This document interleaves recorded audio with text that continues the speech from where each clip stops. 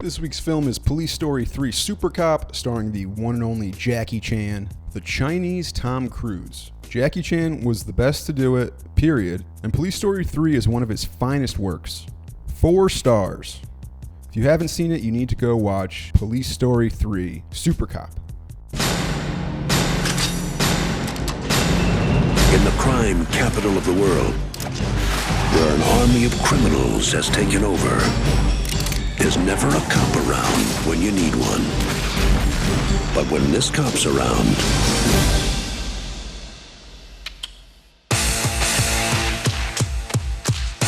one is all you need. Supercop.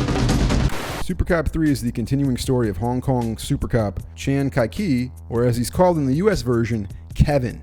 Kevin teams up with a female Interpol officer in mainland China named Jessica Lang, who's played by Michelle Yeoh, who I believe at this time was still going by Michelle Khan. And the two embark on an undercover mission to embed themselves into a wanted drug dealer's criminal network, first by breaking his brother out of a state labor camp, then by unknowingly helping him murder and extort his competition. While the plot is somewhat forgettable, the pacing is good and the action sequences are amazing. This movie plays almost every type of vehicle as a set piece. There's boats, there's cars, motorcycles, trains, helicopters, which are actually the most dangerous thing in movies.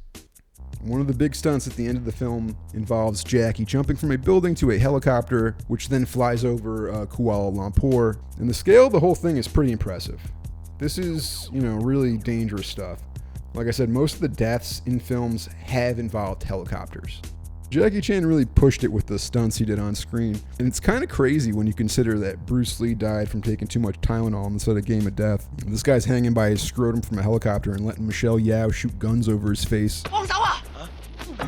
Supercop was the third film in the Police Story series, and the first collaboration between Jackie Chan and director Stanley Tong, who also directed Rumble in the Bronx and First Strike.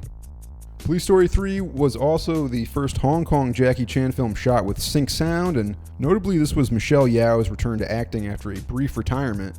And despite being out of the game for several years, her performance and stunt work is pretty impressive in this film. She is truly a female counterpart that can keep up with Jackie, and that's no small feat. She hangs off moving vehicles in full traffic, she jumps a dirt bike onto a moving train. It all looks insanely dangerous and is shot 100% practically with no stunt double. In the blooper reel at the end of the film, there's a take of Michelle attempting to land on the hood of a car and instead bouncing right off the hood onto the asphalt along with her spotter. It looks pretty crazy, and I guess she was fine, but the guy ended up getting a concussion, so the threat of injury on these films was very real. It's a strange career trajectory that Michelle Yeoh had. She was a literal beauty queen, she did a couple of films in her 20s, and then she married a rich business magnate named Dixon Poon. After things didn't work out with Dixon Poon, she made her big return to acting with Police Story 3, and when you see this film, you'll understand why Michelle Yeoh tried to marry a rich guy and get out of Hong Kong movies, because the stunts and fight sequences are insanely dangerous. To Michelle's credit, she delivers a performance that is undeniably great and made her a name once again in Hong Kong, and eventually even springboarded her into a full-on Hollywood career, first with a big part in 1997's Tomorrow Never Dies, and then Ang Lee's Crouching Tiger, Hidden Dragon, which is a true masterpiece.